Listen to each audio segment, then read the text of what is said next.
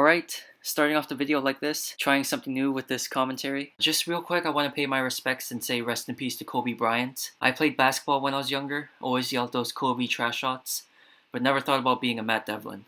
So rest in peace to Kobe and to his 13-year-old daughter Gigi, as well as the other 7 that were on board. Back to the video, I've actually made a video on this already, but I'm doing it again because I thought my first one was poorly done. So here I am, making my way back to Chinatown, Vancouver, Canada, and just look at that beautiful city, man. All I gotta say is, hot sauce. Or is it, hot dog? I think southern people in America say that instead of, god damn. America. Guns. Barbecues. Here in Canada, hockey. No, seriously, the Canucks should have won the Stanley Cup in 2011. So, amidst all the coronavirus concerns and what I'm about to show you, I think people need to see this and be vigilant about the potential disease-carrying pigeons here in this neighborhood. And as I'll try to show you, they've been seen coming into contact with our food. These guys are often referred to as rats with wings. We don't know what kind of diseases or viruses they're carrying, so let's start this off with a clip from yesterday if you haven't seen it yet. So it's been suggested that bats and snakes may have transmitted this virus. You want to know another potential health risk? Pigeons landing and pooping on this stuff. And you buying them. Prime example of what I was talking about. Oh my god. Oh my god. Lady, you're still buying it? Excuse me, why are you buying it? I know, why are you buying it? Pigeon. They fly here. You're still buying it? Aren't you scared? No? Oh man. Alright, I'd be careful. Alright, so this is how it works. She's gonna eat that. She's gonna get transmitted with the disease, virus. And it's gonna spread through her family, friends, and then to the public. Owner is inside, but clearly oblivious.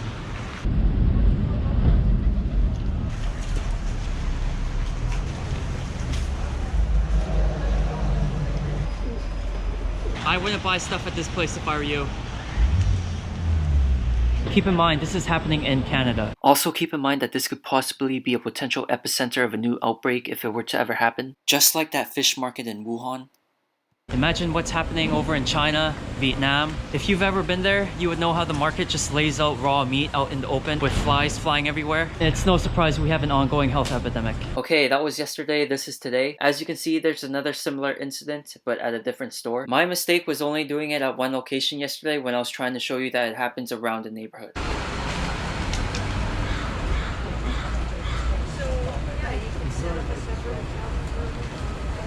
At least nature is generous enough to give them water. Have a sip of water here, and dinner is right there. If they want to enjoy some decorations, they got that as well. This next one I wasn't expecting. Here you can see 2 butchers out in uniform touching those dry goods. And earlier they were seen sitting at a coffee shop. I was honestly surprised they were even allowed in. And yes, I know I kind of stalked them, but someone needs to see the reality. How can you tell me this is sanitary?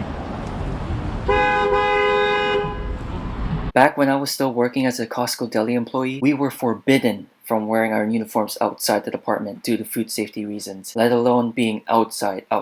These guys don't give a fuck. Okay, back to the butchers. Blood on their uniforms, they're exposing themselves and any potential harmful bacteria to the public. What happens to the next person sitting at that coffee table and to the ones buying those dried fruits that this guy just went through? They had no idea what just happened. Just because this is Chinatown, I highly doubt they washed their hands with soap. Also, this is how I know they were butchers. Also, I'm kind of in awe that people eat this shit.